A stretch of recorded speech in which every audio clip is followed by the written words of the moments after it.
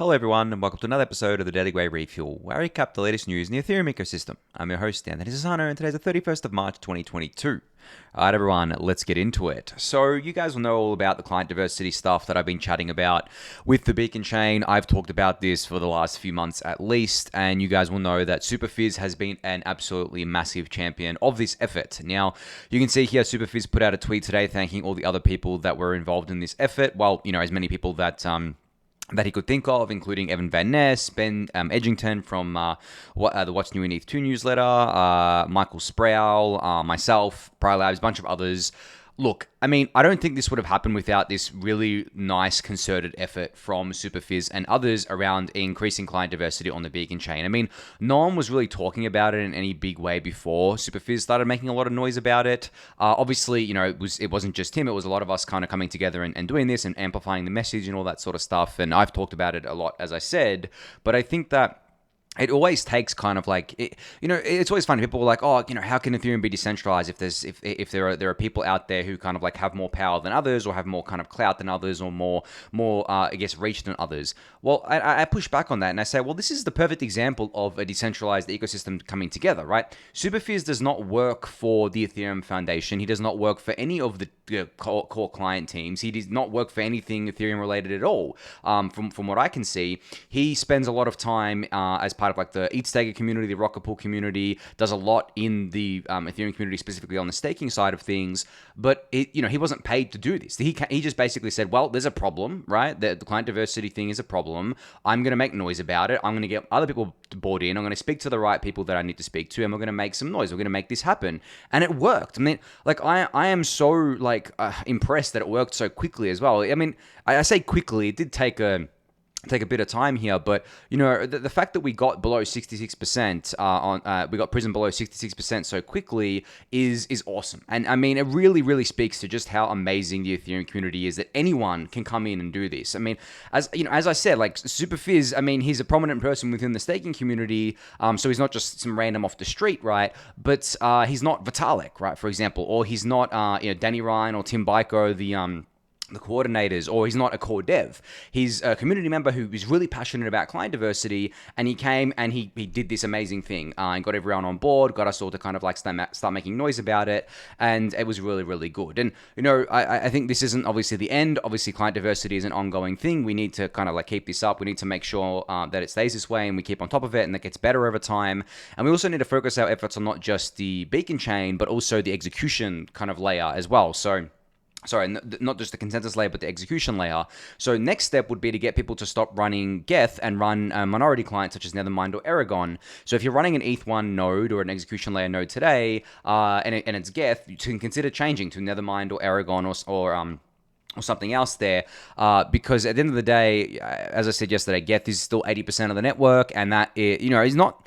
I mean, it's an issue, but it's not like a huge issue currently. But post-merge, it's definitely not going to be something that we want to see. We definitely want to see similar kind of client diversity on both the consensus layer and execution layers. So that's just a shout out there from me. But I'm sure either Superphiz or someone else is going to come, especially post-merge, and say, hey guys, like, you know, the client diversity on the execution layer is not good enough. Let's do better here. So yeah, just an appreciation shout out from Superphiz here. And to all of you as well, I'm sure at least some of you would have either changed your client from the supermajority client being Prism to something else, or if you've spun up a validator recently, you would have basically spun up something else, or you've just made noise about it, right? I mean, just talking about it is enough, because you just make more noise about it, you get at the top of people's minds, and things happen in the background. Things definitely have been happening, the wheels have been turning, and the proof is in the pudding, and that's what we saw when we visited the Invis website yesterday, the one that or not yesterday, where is it? Yeah, pools.invis.cloud here. I think it was yesterday or the day before, where we saw that Prism usage is well below 66% right now, and hopefully getting better over time. So just a cool little appreciation tweet from Superphiz there. All right, so following on from Tim Byko's tweet yesterday, where he asked, what are the most important things to get right in the next 2 to 3 years for Ethereum to thrive? Danny Ryan has said, or has tweeted out, what are the biggest systemic threats to Ethereum in the next 2 to 3 years? Now, this got a bunch of good replies here. One of my favorite ones is from Hudson Jameson, who says, a major bug in a majority client that requires manual intervention post-merge. We have a lot of work and experience dealing with proof-of-work bugs and how to recover. Proof-of-stake recovery is less tested, and the safety net of client diversity may be difficult if clients clients aren't diversified enough. And then he continues on to say, this is not to imply that a ton of work hasn't been done in both testing, recovery, and proof of stake and client diversity. I believe it is getting better as time goes on and have full confidence in the merge. I do, however, see it as a huge risk. I mean, I agree with this. Obviously, the proof of work chain has been around a lot longer than the proof of stake chain has, and we've had the beacon chain live for over 12 months now. I think it's like 14 or 15 months, something like that. And that's all well and good, but it really hasn't been doing much. It hasn't been validating transactions on the execution layer side, which is a whole nother kettle of fish. So there's definitely a big risk there. I don't know if I'd call it a systemic kind of like threat.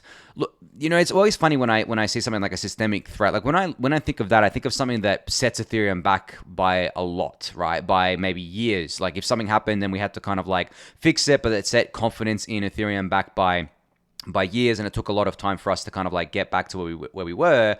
It depends on the bug, I guess. If it was like a really, really bad bug where maybe a lot of people lost their ETH and because of some slashing event that happened when it shouldn't have happened, and then people came together and couldn't decide on how to fix the issue, that could set Ethereum back definitely. So I guess it depends on the severity there for sure. So that was a good little reply from Hudson. A bunch of other replies in the tweets here. I think around, I guess like bugs primarily, obviously, is a big systemic risk. Ease of use of layer 2s was something that got commented on a few times. Like if we don't make layer 2s just dead simple for people to use, then they're going to use something simpler, and that might be an alternative L1. So that's definitely a risk there. And I would actually say that's more of a systemic threat, because if people decide to use these alt L1s instead of the L2s, like if L2s just totally fail to gain traction and everyone's just using these other L1s, well, that's a systemic threat to Ethereum, because it means Ethereum is not going to succeed in the long term, right? So that's definitely something to, I guess, keep in mind. I'm not worried about it. Like as I said to you guys before, I think it's basically a 0% chance that layer 2s fail. There's just like no way in my kind of like eyes, but there's always the kind of like chance there. Now, if I was to give my own kind of like, I guess, opinion on what the biggest systemic threat to Ethereum would be, honestly, I would go big here, guys. I would say that nation states are really the only thing I worry about, because a concerted effort from a nation state to take down Ethereum, look, they could do a lot of damage, don't get me wrong. And I've talked about how with something that's truly decentralized, it's actually hard to kind of like kill it dead. And what I mean by that is that they can attack the network, they can split the network off, they can do a bunch of different things, but for them to actually completely take over Ethereum as not just a network, but as a community would be impossible, right? Like, the Ethereum community can come together and say, well, this chain keeps getting attacked, or this chain is basically dead. Let's move on to this one, and this, we'll all agree that this is the canonical chain. That can happen easily on the social consensus side of things. And I mean, I say easily, it wouldn't obviously be an easy thing. It would be quite a mess, but it could happen, right? So I guess, from that perspective, I would say that nation states are the only thing that I worry about. And that's why I harp on so much about the importance of decentralization, because the only way you can resist nation states is with decentralization. If you are centralized, they're going to shut you down instantly. If you have maybe on the technical layer, you are decentralized to an extent, but on the social layer, you are not. I mean, it'd be very hard to do that. But if that was the case, again, you're basically very susceptible to nation-state attacks. And don't get me wrong, guys. Like, or don't think these attacks aren't coming. They are. Like, I don't think we've seen them yet, because it hasn't been kind of like. I mean, I don't think the nation states take crypto or take blockchains as a serious systemic threat to themselves yet, but they will in the future. And some of them will play nice, some of them won't. I could imagine, China's already been pretty strict on crypto. I could imagine China being like, well, we don't want Ethereum to succeed, we want our own thing to succeed, and they kind of like attack Ethereum with all their resources. All these sorts of things. It can happen, right? That, to me, is the biggest systemic threat. I still put a low % chance on that happening. I feel like, yes, they could do it relatively easily, but I don't really see the benefit, to be honest. I mean, it's more beneficial for them to actually to get involved with crypto, to fund it, to put tax money towards it, to actually generate and stimulate the economy in order to earn more tax money from it, and in order to grow their country's economy and keep their voters happy and get voted back in. Like, and I'm talking about a democracy here. Obviously, China's not a democracy, so that could be a different thing there. And I mean, not really Russia. I mean, Russia at this point in time seems to be, in their own kind of little predicament there, to say the least. So, but I just think in general, the nation state doesn't even have to be a superpower either. Like, they just have to have enough resources to go after these things. And obviously attacking Bitcoin and Ethereum right now is extremely expensive, but these other networks are not. These other networks are very cheap to attack. I mean, some of them that basically require data centers to run the network, they're extremely easy to attack, guys. Like, you could literally, I mean, I'm not going to pick on any one chain, but any of these chains, if you just go to some of the top data centers in the world, they most likely hold or are hosting all of these nodes and validators. Just tell them to shut it down, and that's it. These, AWS and Google Cloud and whoever else are not going to basically say no to the US government, right? They're going to do it, especially if they're ordered to do it. So that to me is the biggest systemic threat to Ethereum and crypto in general. But at the same time, I don't view it as something that's likely to happen. I view there will be regulations, there will be laws that suck in some countries for crypto. There will be probably more tax reform around this sort of stuff. But I don't really think that we're going to see a concerted nation, like big nation state attack against one of these networks. But in saying that, I think that just because I don't expect to see it and just because it's a low chance doesn't mean we shouldn't build these systems to resist it. Because not only are we building these systems to resist nation states, but we're also building them to resist any type of attacker. Like, we need to make sure that it can resist not just an attacker with the monetary resources, but also with the technical resources. For example, if they're an attacker who can find a critical bug in the network, we need to make sure that it's either very hard for them to exploit that bug or have a culture of recovering from that bug and being able to patch it, or just making sure that there's none of those bugs to begin with. So there's a whole lot that goes into this. This is not a simple thing. And that's why you'll always hear me go on about decentralization being the most important thing, because at the end of the day, for me, if a blockchain is not actually like maximally decentralized, then you don't need a blockchain, especially as we go into the modular blockchain paradigm where you're going to get more scale the more decentralized you are. It makes zero sense to me why you would sacrifice decentralization to achieve scale if you don't need to do that anymore, and if you're just giving up so much security in order to do that. So that's why that's basically, I mean, the TLDR of why I go on about this stuff a lot, but I think it's critically important. So let me know what systemic threats you see to Ethereum, either in the Discord channel or the YouTube comments. I don't reply to a lot of the comments, but I do read them, guys. It's just I don't have time to reply to them all, but I do read them. I do try to digest all that, and I do read your comments about what's on this beanbag here, guys. It's all clothes. It's nothing. It's nothing conspicuous. It's like my tracksuit pants there that I wore tonight when I went out before, and yeah, I mean, that's a little off topic there, but as I said, I do read the comments. That's just to prove to you that I read the comments there. But anyway, moving on from that to an interesting tweet here from Dataalways, who tweeted out, with decreasing gas fees and lower burn, I've naturally been getting questions about whether post-merge ETH will still be deflationary. To date, there hasn't been a single day since EIP 1559 where staking rewards have been larger than the token burn.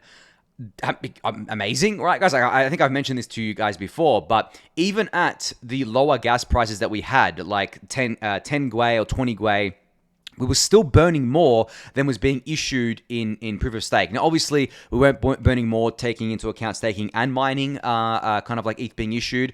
But like, how amazing is this? Because we're getting rid of the mining issuance in a few months, right, with the merge. And then even at 20 Gwei, we're still going to be deflationary. And this, so we're still going to be burning more ETH than we're issuing.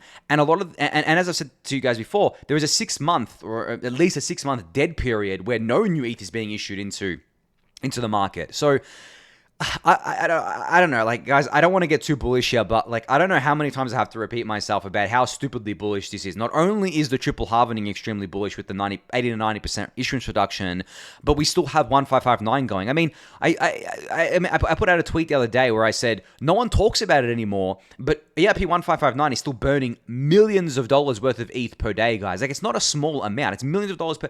Just imagine EIP 1559 as a person that goes out there and buys millions of dollars worth of ETH every single day and burns it, removes it from the supply forever.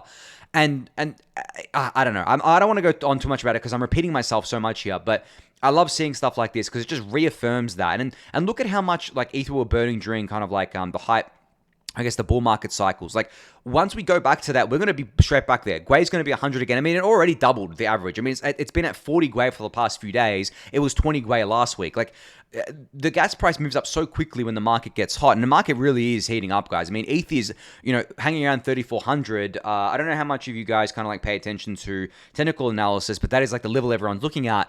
But when I look at things, I look at momentum shifts. the momentum has shifted bullish, that's for sure, guys. Like, yes, the price can still go down from here, but I have felt that momentum shift, and I think leading up to the merge is just going to get more and more shifted there. There's tons of ETH going into staking. Everyone's talking about staking. Everyone's talking about the yield that will happen once the merge goes through. It will spike to like 10% plus probably, and that's another thing that I've been talking about on the refill for a very long time, but just now people are cluing into it. So it's always fun to see like how long I've been talking about this stuff, and then watching on Twitter as everyone clues into this and is like, holy shit, like what? I can get 10% risk free on my ETH post merge because the unburnt fee revenue is going to be going to stakers, and oh shit, there's a 80 to 90% issuance reduction coming in, and oh shit, we have a 6-month dead period of new issuance. All they have to do is watch or listen to the refuel half an hour of their day, but they don't. That's where you guys get the alpha, and that's what I love about doing this sort of stuff. Is that like I can say this stuff so far in the past, and the people who actually care enough to listen to me every day will get that alpha, and the ones who don't have to come later. And you may think, oh, the market's super efficient because of this, and this, and everyone knows about this. I remember saying probably over a year ago at this point to you guys on here that if you think people understand all of this, or if you think hundreds of thousands of people, everyone that's in crypto understands all of this, you're sorely mistaken. I still think, there's probably a lot more people that understand it now, but I still think up until the last maybe month or so, there was probably less than a few thousand people who actually understood all of this sort of stuff that I talk about to you guys every day. And I'm going to say that most of them would probably be Refuel watchers and listeners. So I'm pretty proud of that. Like, the most proud thing I am with the Refuel. So the thing that I'm most proud of with the refuel is basically being able to say these things so early on and then see them watch them play out later. It's not like an ego thing. It's just I'm kind of like proud. I'm proud that I'm able to kind of like spot that information early and pass it on to you guys. And I don't charge for any of this, right? Everything's free, and just watch it all play out. Because it's just awesome to see kind of like that I was that I kind of got this stuff right, and I kind of like had a thesis and it played out. And that's what I've felt like for my entire time in crypto. I've had the thesis on Ethereum for a very long time, and I've kind of watched that play out. And then now these days, I'm just like it's just insane, the information asymmetry. I saw a tweet the other day that someone thought Ethereum was already proof of stake. And look, guys, it's just crazy. I'm rambling here, but this is just all the sort of stuff I like to think about a lot, and kind of like where I kind of like see my most value in crypto here. But yeah, no one's bullish enough on ETH. I don't even think I'm bullish enough on ETH, to be honest. And I don't think anyone's going to have enough ETH going into the merge, as I said in my tweet the other day, because it's just crazy. Like, you try to catch it and you try to buy more, but the price just gets away from you because so many people just clue in and they're like, holy shit, crap, like I got to buy now. And I know everyone, like a lot of you guys are trying to DCA in. Unfortunately, the price gets ahead of us, guys. Like I've been trying to DCA in like in the 2000s for a long time as well. Like you guys know, I buy as much ETH as I can. And even me, like right now, I'm like, damn it, I knew it was going to go up, but like I didn't have the money at the time I wanted to buy. And yeah, I'm sure you guys are in the same boat there. But I'm hopefully you were able to buy a bit, and hopefully you're happy with your entries there and your DCA strategy. And I hope that it can keep appreciating into the future. I can't promise that it will, but I've given you guys all the information you need to know to kind of like have conviction on Ethereum and ETH as an asset there. All right, so speaking of staking, so Alex Stokes, who's working on validator withdrawals, which is coming in the Shanghai update after the merge, put together a thread, basically of things that he's going to be covering in his PPIN EIP discussion with ETH cat herders, which is going to go over the EIP for enabling validator withdrawals. So if you want a sneak peek of what he's going to be talking about and everything, you can read this Twitter thread here, or you can kind of like wait till the ETH cat herders episode that will be out on their YouTube channel there. This is cool because I think technically it's a really interesting thing, how the validated withdrawals are going to work. I can't TLDR it for you. You're gonna have to read this because it's actually quite intricate and quite technical. But yeah, I'm looking forward to this. Obviously, as I said, this isn't going to happen until at least 6 months after the merge. I would say Q1 2023 is most likely.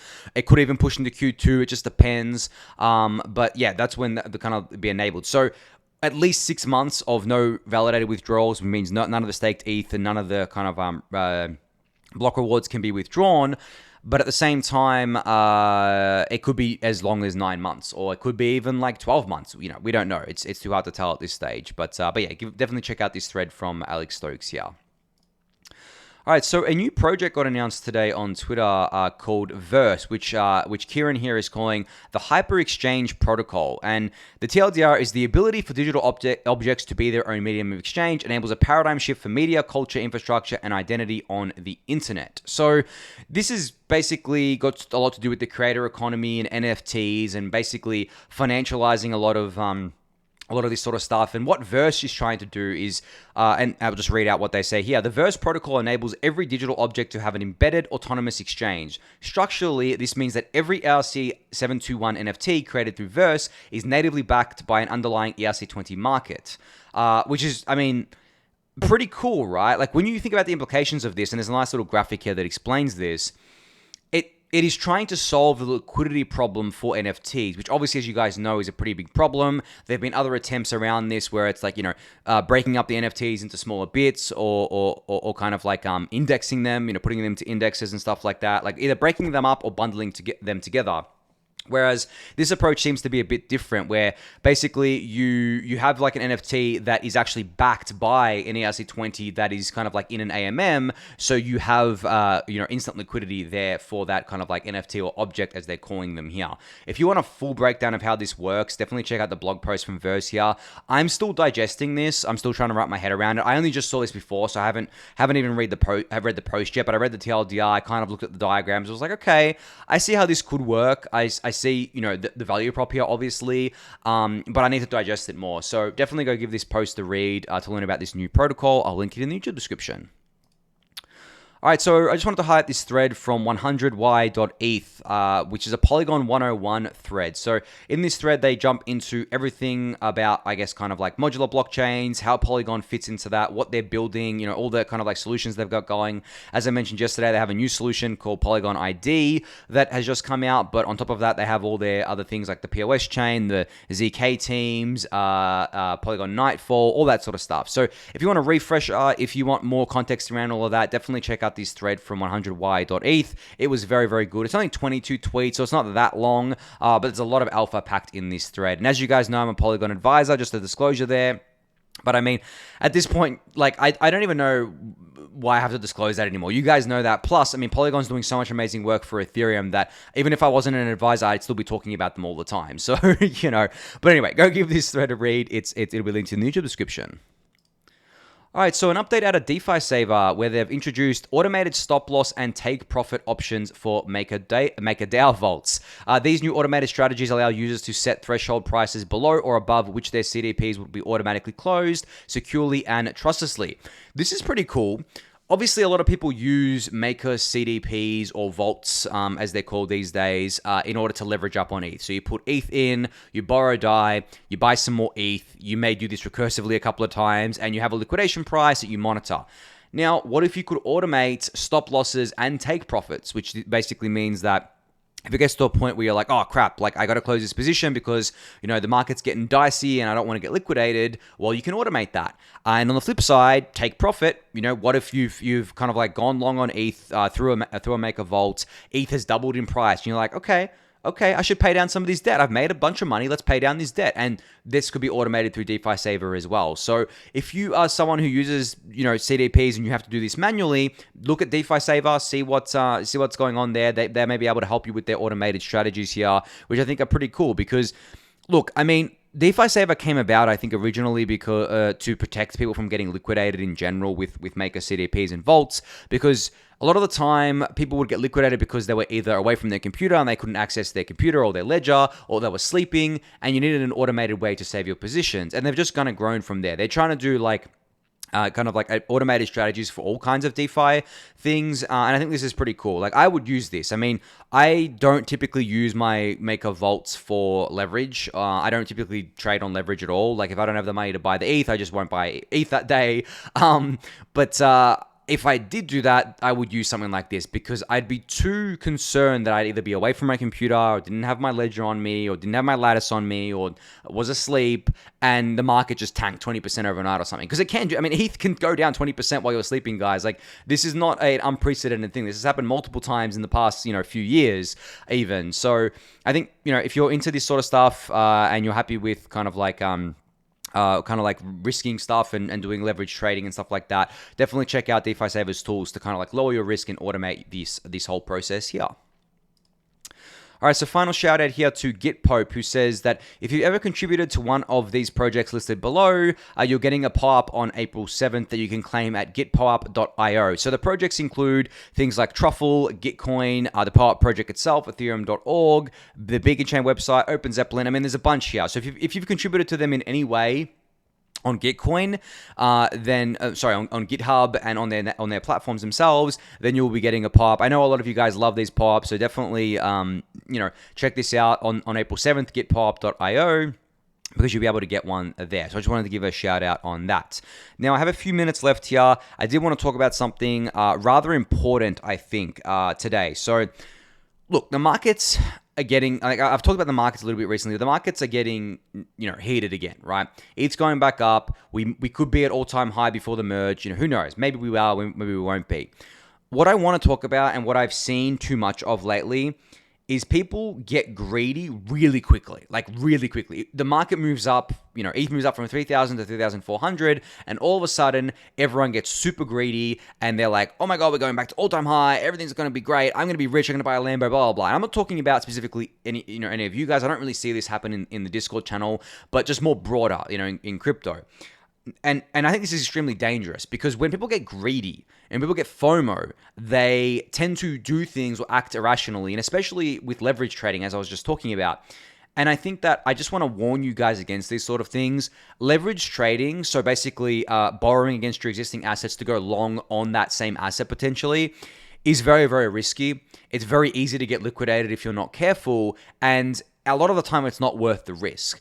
Now, this is not investment advice, but this is me trying to kind of like warn you guys because I've seen too many of my friends blow themselves up like this, and there is absolutely nothing worse than blowing yourself up because for some reason the market's just kind of like moved against you, even though it's in a bull market, and then missing the entire move because you have no more money left to buy back in, or what you're left with is very, very small compared to what you have, or because you were chasing maybe another 10% or 20% on top of your stack, which is not worth that extreme amount of risk. And I've seen this happen to multiple people, guys.